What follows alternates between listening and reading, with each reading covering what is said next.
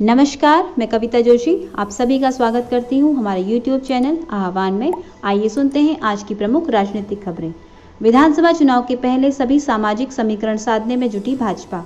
अगले साल की शुरुआत में होने वाले 5 राज्यों के विधानसभा चुनाव के पहले भाजपा सभी सामाजिक समीकरण साधने में जुटी है।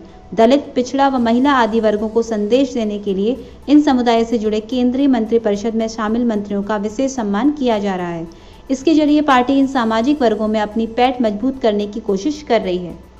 कांग्रेस नेता राहुल गांधी ने अपने और पार्टी के अकाउंट्स को लॉक करने को लेकर ट्विटर पर साधा निशाना।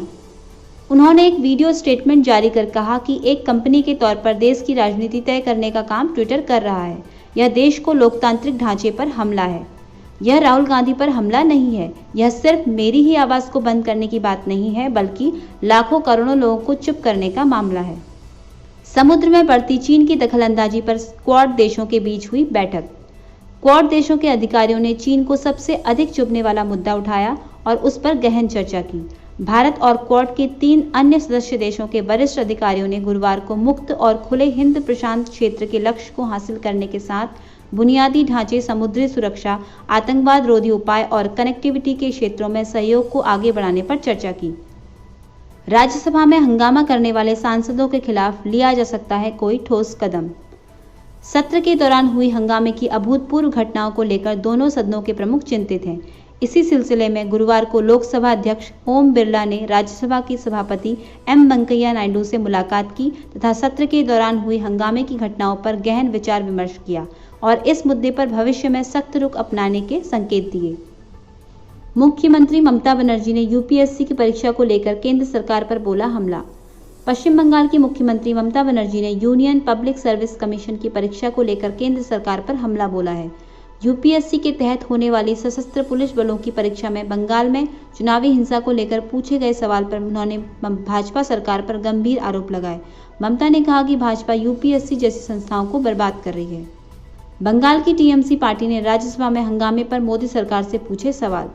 तृणमूल कांग्रेस ने राज्यसभा में हुए हंगामे को लेकर भाजपा के रवैये की आलोचना की है। पार्टी ने उच्च सदन की संचालन प्रक्रिया को लेकर मोदी सरकार से 7 सवाल पूछे हैं। पार्टी के राज्यसभा सांसद डेरेक ओब्रायन ने कहा कि मानसून सत्र के ये वे सवाल हैं जिनके जवाब केंद्र सरकार को देने चाहिए। केंद्र ने विपक्ष पर लगाया आरोप, कहा अराजकता हमेशा रहा है विपक्ष का एजेंडा। केंद्र सरकार ने दिल्ली की सड़कों पर विरोध प्रदर्शन करने वाले विपक्षी दलों को आड़े हाथों लेते हुए आरोप लगाया कि अराजकता हमेशा उनका एजेंडा रहा है। केंद्रीय मंत्री पीयूष गोयल, प्रहलाद जोशी और अनुराग ठाकुर ने मीडिया को बात करते हुए कहा कि तमाम व्यवधानों के बावजूद राज्यसभा में इस सत्र के दौरान हर दिन पारित होने वाले बिलों की संख्या 2014 के बाद दूसरी बार सबसे अधिक थी। विपक्षी नेताओं ने की उपराष्ट्रपति वेंकैया नायडू से मुलाकात। कुछ केंद्रीय मंत्रियों और विपक्षी नेताओं ने उपराष्ट्रपति व राज्यसभा के सभापति एम वेंकैया नायडू से अलग अलग मुलाकात की। संसदीय मामलों के मंत्री प्रहलाद जोशी, राज्यसभा में सदन के नेता पीयूष गोयल और उपनेता मुख्तार अब्बास नकवी समेत कुछ अन्य मंत्रियों ने नायडू से उनके सरकारी आवास पर भेंट की और बुधवार को सदन में हुए घटनाक्रम को लेकर चर्चा की। मुख्यमंत्री योगी आदित्यनाथ ने गाजीपुर के बाढ़ग्रस्त क्षेत्रों का किया दौरा। उन्होंने गाजीपुर में बाढ़ प्रभावित इलाकों का हवाई सर्वेक्षण किया। इससे पहले एशिया के सबसे बड़े गांव गाजीपुर जिले के गहमर में उन्होंने बाढ़ प्रभावित 122 परिवारों में राहत सामग्री का वितरण किया। सीएम योगी ने बाढ़ में पीड़ितों के हित के लिए किए जा रहे सरकार के प्रयासों से अवगत कराते हुए तैयारियों के बारे में भी जानकारी दी। प्रदूषण को कम करने के लिए प्रधानमंत्री नरेंद्र मोदी ने राष्ट्रीय ऑटोमोबाइल स्क्रैपेज नीति की लॉन्च। पीएम मोदी ने कहा कि स्क्रैपेज नीति से आत्मनिर्भरता बढ़ेगी। इन्वेस्टर समिट को संबोधित करते हुए उन्होंने कहा कि स्क्रैपेज नीति से 10,000 करोड़ रुपए का निवेश होगा।